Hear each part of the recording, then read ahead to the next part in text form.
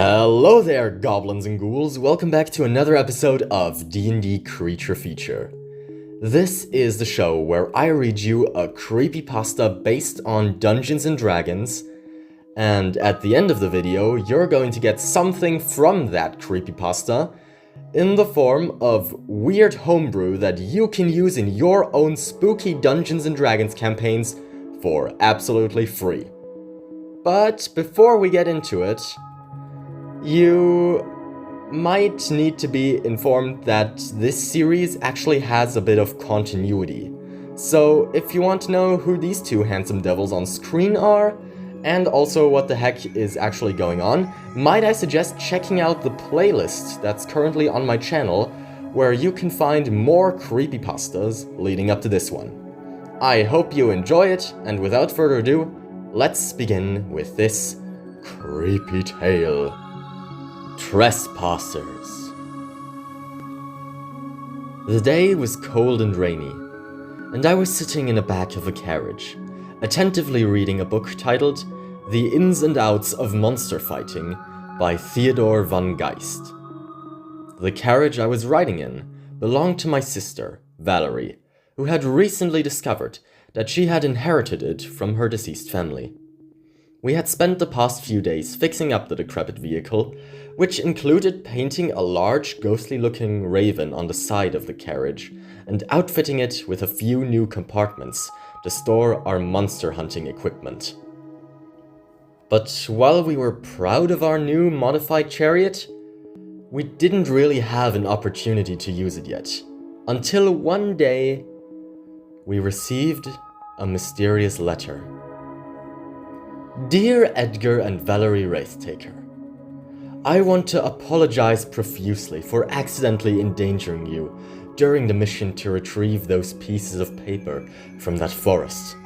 I truly had no idea that they belonged to another creature, and do not fault you for surrendering them to save your own lives. To compensate for this terrible mistake, I'd like to invite you to a gala hosted at my chateau. My compatriots and I hope you accept our invitation, and we very much look forward to seeing you. Yours sincerely, E.H. Tucked away in the envelope was a map that led to the residence of this enigmatic figure. While the letter was admittedly a tad suspicious, Valerie and I were kind of stoked to go on another adventure, and so we set off to visit this mysterious E.H. However, we were keenly aware that this journey wouldn't be short, and so we planned multiple stops along the way. And our first stop would be a village named Clover Creek. We soon discovered that this village was almost entirely surrounded by wilderness. And even though it looked absolutely stunning, it was kind of difficult to traverse by horse carriage. Thus, we had to abandon our mode of transportation and continue walking on foot. In all honesty, I was a bit on edge, because the last time I entered a forest, I was almost drained of my blood by a malevolent fey creature, and only escaped by the skin of my teeth. The trek through these forested hills was rather easy, for the most part. Valerie had brandished a sword to plow through the foliage, while I inched closely behind her, flinching every time something rustled in the trees. "Ed, would you please stop? It's just squirrels and stuff," my sister criticized my mostly irrational fears. But then something unsettling happened. I heard a strange noise that sounded almost like some kind of bellowing howl. This indiscernible sound was so extremely loud that it made me fall to my knees and cover my ears, as I felt like they were about to start bleeding. "Holy crap, Ed, what the hell has gotten into you? Is everything alright?" Valerie asked me, at first sounding annoyed, but then genuinely concerned. Didn't you hear that sound? I asked her. What sound? The sound of my sword cutting through the branches? She peevishly questioned. No, the howl, I specified. I didn't hear any howl, my sister nervously muttered. Oh, whatever, maybe I'm imagining things. I'm sorry, let's just get to the village as quickly as possible. I disregarded the strange howling and pulled myself together for the remainder of the hike. Upon finally reaching Clover Creek, I was overcome by an odd feeling of melancholy. Many of the structures in the town looked oddly decrepit and overgrown, as if the wilderness had begun to invade the civilization. As we strolled through the streets, we came across towering buildings, constructed with impressive intricacy, now covered with moss and vines, and left in various stages of dilapidation. Even the residents of the town had a vague air of sadness to them, looking very sulky-eyed and hapless. When we located an inn in which we planned to spend the night in and walked through the brittle wooden portal, we were greeted by the innkeeper, a dwarven woman of about 40 years of age. "Why, hello there," she exclaimed. "Are you planning to book a room here?" "Yes, precisely," my sister replied. "That's wonderful, you know. It's not often we see new visitors around here," the innkeeper announced. As Valerie questioned why exactly that was, the dwarven proprietor of the inn began to recount an extensive story. Apparently, Clover Creek used to be a bustling tourist destination due to its beautiful nature and mountainous geography. The town's economy flourished back then, allowing the people living there to construct the once breathtaking buildings that Valerie and I came across while walking through the streets. But eventually, just as Clover Creek had gained a fortune from the tourism and begun expanding their borders into the wilderness, the number of visitors drastically decreased, and the town's largest source of income vanished. Hence, many of the structures were too expensive to upkeep and have slowly fallen into ruin. The reason for Clover Creek's sudden loss of popularity was currently unknown, but the innkeeper explained that quite a large amount of conspiracy theories have spawned over the years trying to explain this unforeseen misfortune, including a widely believed story about several gruesome massacres in the forest. This greatly piqued our curiosity, so Valerie asked if there was anyone we could talk to about these theories. The innkeeper recommended we talk to a local tour guide and ranger named Elena Holloward, yet another person with unfortunately suspicious initials. Afterwards, we finally rented a room in the inn, and Valerie and I devised a plan to meet up with this Elena Holloward first thing in the morning. While walking to our room, I began to feel a weird, uncomfortable sensation. I had goosebumps all over my body and was walking slightly slower than usual. With each step I took, I began to feel progressively uneasy. The air became cold and it felt like something humongous was always one step behind me. And Valerie only noticed that something was happening to me when I started to hyperventilate. "Ed, is everything alright? You look like you've seen a ghost," Val inquired. Yeah, I'm good. It's just that I feel a bit weird. Hopefully I'm not getting sick or something, I answered. Truthfully, I had no clue what was occurring and actually hoped that it was just a simple contagion. But I think that I secretly knew that it was something paranormal. When I woke up the next morning, that thought was brutally reaffirmed to me, as the strange feeling had only worsened. I felt nauseous and freezing cold, and had a hard time even leaving bed. On top of that, I was plagued by disturbing night terrors for the entirety of the night, and could recall them vividly once I awoke.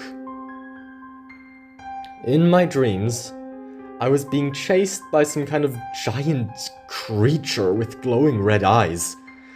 I ran as fast as possible, but I couldn't get away from it for the life of me. And when the creature caught me, I didn't simply wake up, but watched as the monstrosity slammed me to the ground, dug its claws into my chest, and made me watch as it tore out my entrails. Valerie soon noticed that I was still acting strangely, and because we couldn't really trace my symptoms to any known disease or spell, we headed straight to Elena Holloward in hopes that she could provide any sort of explanation. When we found her house and knocked on her door, she immediately burst through said door wielding an axe fashioned from the bones of some animal. "Whoa, whoa, whoa, chill!" we both screamed. "Who are you? Why are you here?" Elena asked with a distrusting glare in her eyes. She was a tall woman with long brown hair and very sharp facial features. The ranger was dressed in a tattered sleeveless dark green cloak, and her arms were covered in scars. My name is Valerie, and this is my brother Edgar. We were passing through the woods just yesterday, and my brother reported hearing some kind of howl or something. And now he's acting really strange," Val explained. Elena's eyes suddenly lit up. She lowered her weapon and invited us to come inside. "Miss, I think your brother has been targeted by the Nightshade Howler," Elena whispered. "The what?" Valerie asked. "It's a local legend," Elena said, beginning to pace around the room. "A bloodthirsty creature that has been lurking in the wilderness for generations. I strongly believe that it might be the thing responsible for slaughtering all those tourists back in the day. Those lucky few that have survived an encounter with it have reported similar symptoms to your brother."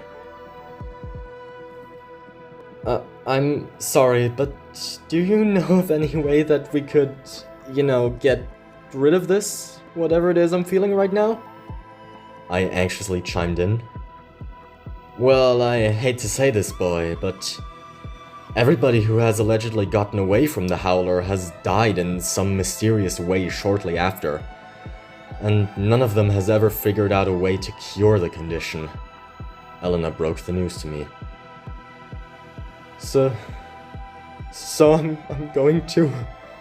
I stuttered as a cold shiver crept down my spine, almost feeling like a frostbitten, ethereal hand to me.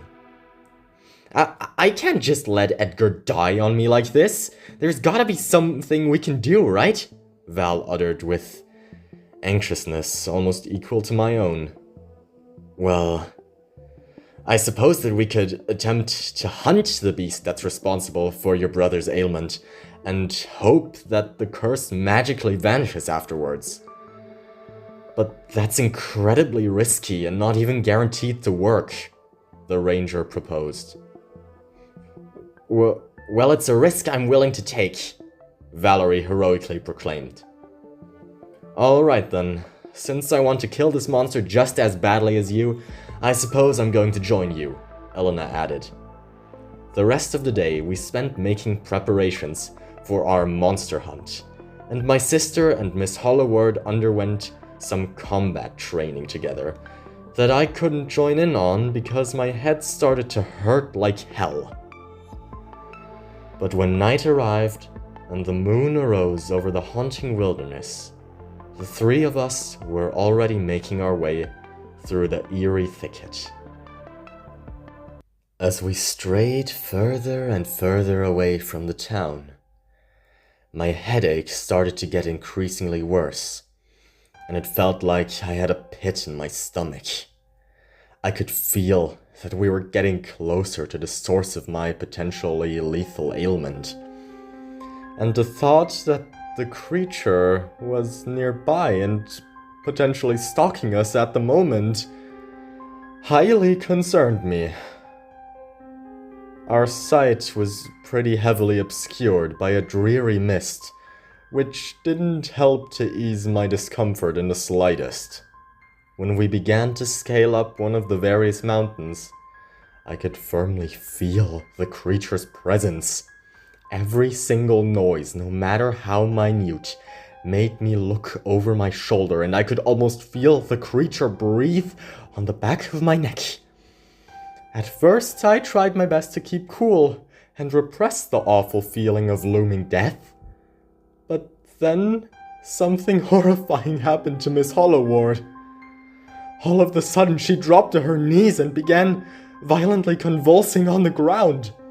Neither Valerie nor I knew what to do when the ranger began to scream in agony and covered her ears with her hands, blood soon seeping through her fingers. The monster was close, proven beyond a shadow of a doubt. Helena looked sickeningly pale when we helped her get back on her legs. "Oh my goodness, what the hell just happened to you?" Valerie clamored. Miss Holloward didn't respond. Instead, she just pointed into the distance.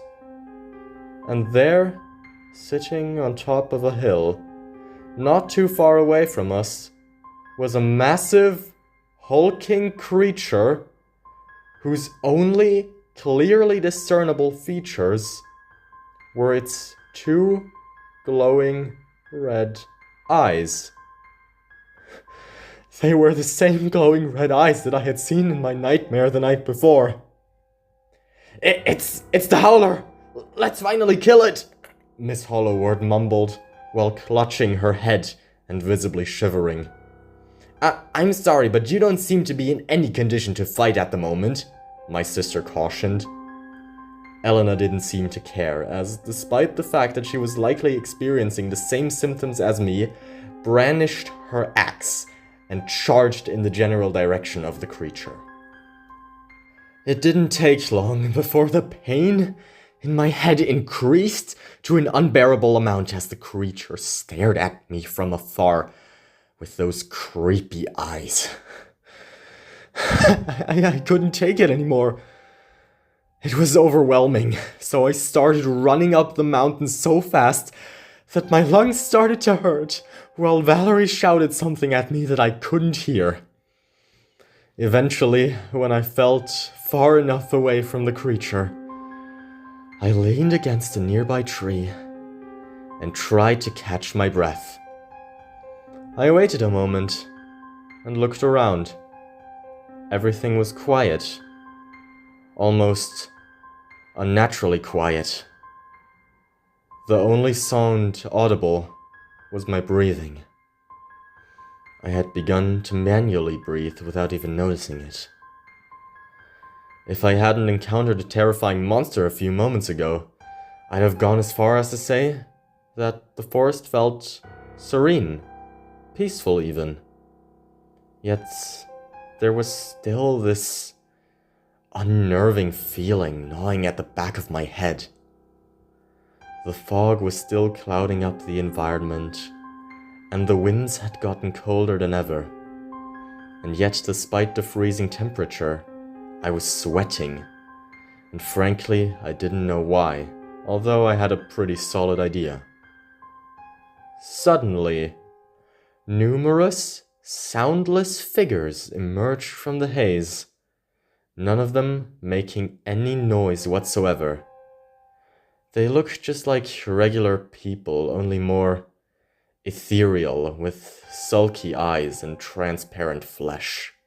But even though they all looked very different, I fearfully stared at the one trait that all of the apparitions had in common. They all looked like they were violently mutilated, with severed limbs, massive scars, and ripped open stomachs.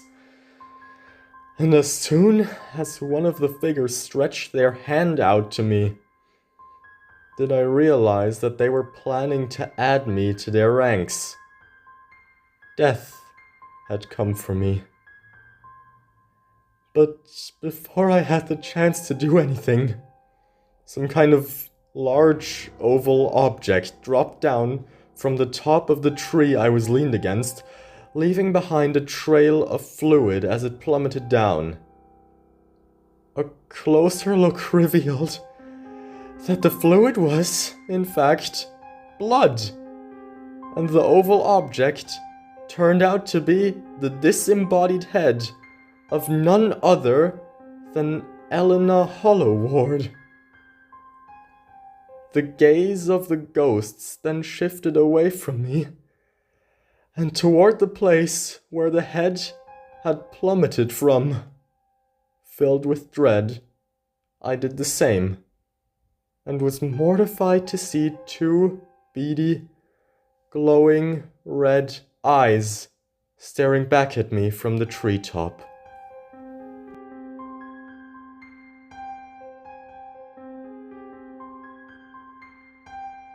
Okay, really quickly, this next part is going to contain massive spoilers as to what this monster is and how to defeat it. So if you're a player and you want to encounter this monster in-game for yourself, then I'd suggest sending the video to your dungeon master and then clicking off the video. Alright, massive spoilers ahead, you have been warned, thank you.